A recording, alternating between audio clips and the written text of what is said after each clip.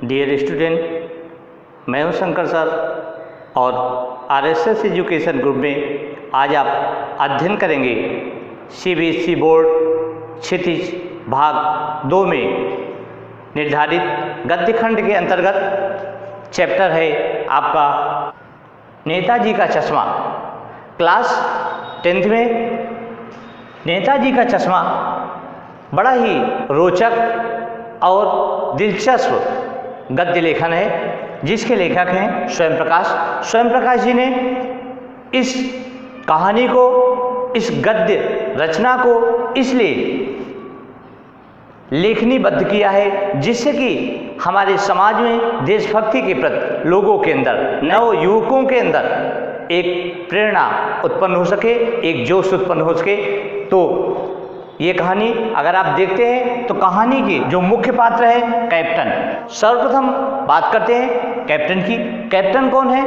Captain एक बूढ़ा लंगड़ा चश्मा बेचने वाला व्यक्ति है, जिसकी एक छोटी सी चश्मे की दुकान है, जो उस कस्बे के बाजार से, मार्केट से जब गुजरता है तो सुभाष चंद्र बोस की बिना चश्मे वाली मूर्ति को देखकर आहत होता है, दुखी होता है और उस पर अपनी दुकान से ले जाकर एक ओरिजिनल चश्मा लगा देता है। जैसे कि बिना चश्मे वाली मूर्ति अच्छी नहीं लगती थी तो चश्मा लगाने के पश्चात वह मूर्ति अच्छी लगने लगी।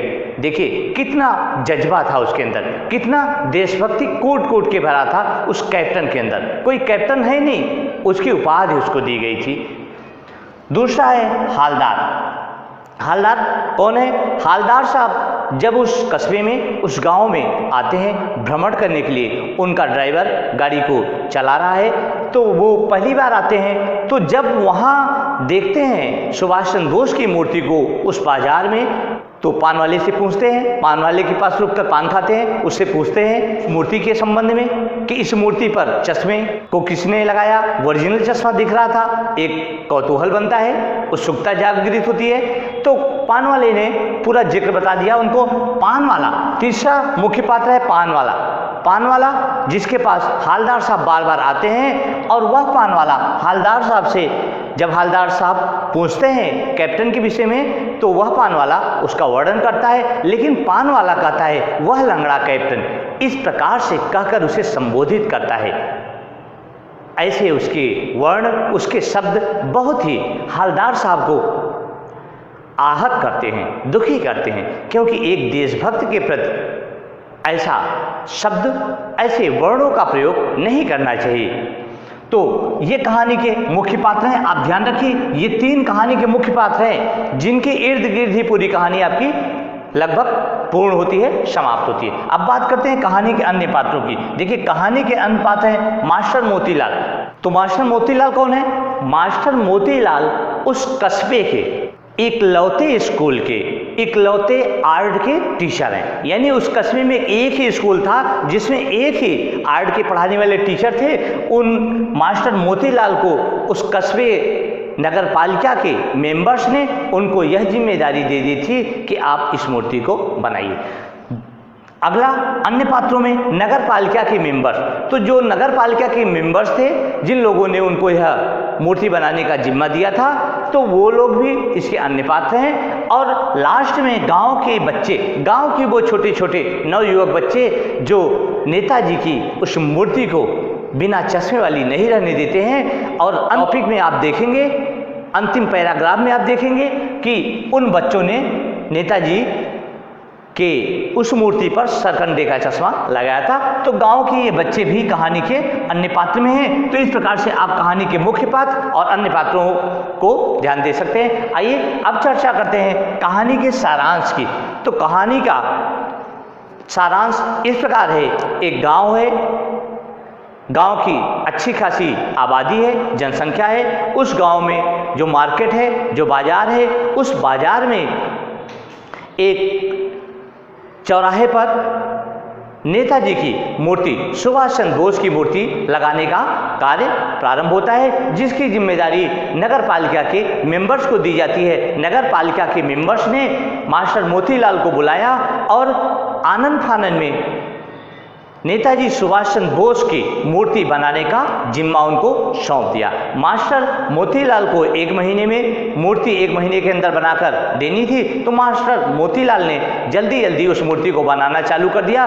तो एक दिन हालदार अपने साधन से वो उस मार्केट में उस गांव में आता है और तब हालदार पान वाले से पूछता है, नेताजी की मूर्ति को देखकर उसके अंदर कौतूहल उत्पन्न होता है, तो वह पान वाले से पूछता है उस मूर्ति के विषय में। फिर पान वाला बताता है और वो मूर्ति पर लगे उस ओरिजिनल चश्मे के विषय में उनकी उत्सुकता बढ़ती है। पूछते हैं तो पान वाला इस प्रकार से पूरी कहानी उनको बताता है। हालदार साहब 1 बार 2 बार 3 बार इस प्रकार के क्रम में आते हैं और एक दिन उनको पता चलता है पान वाले से कि कैप्टन जो नेताजी की मूर्ति पर चश्मा लगाता था वह मर गया, उसकी मृत्यु हो चुकी है। हालदार साहब बहुत दुखी होते हैं और मन में विचार करते हैं कि अब कभी उस रास्ते से जब भी गुजरूंगा तो नेताजी की उस मूर्ति की तरफ नहीं देखूंगा, यहाँ तक कि पान वाले के पास भी नहीं रुकूंगा। इस प्रकार से ऐसा वो विचार करते हैं। और एक दिन फिर अगली बार एक दिन जब वो आते हैं तो अपने ड्राइवर से कहते हैं, ड्राइवर कहीं अन्य जगह जीप को खड़ी करना, वहीं पान खाऊंगा। लेकिन अचानक ही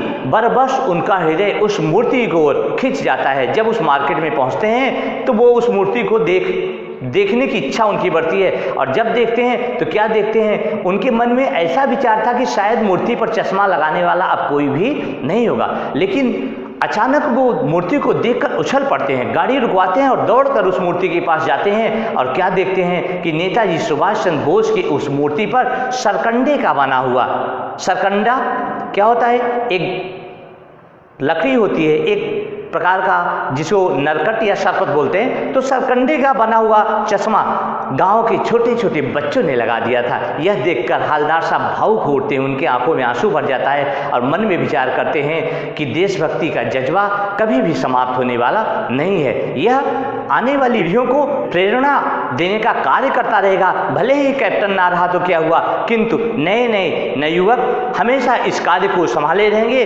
अपने देश के प्रति देशभक्ति का जज्बा कभी भी समाप्त होने नहीं देंगे। तो इस प्रकार से यह कहानी समाप्त होती है। तो बच्चों, आशा है यह वीडियो आपको पसंद आई होगी। अगर वीडियो आपको अच्छी लगी हो तो सब्सक्राइब, लाइक और बेल आइकन की बटन को ओके करना ना भूलें और अधिक से अधिक अपने मित्रों को, दोस्तों को शेयर करना ना भूलें। तो आज के लिए बस इतना ही। Thank you so much.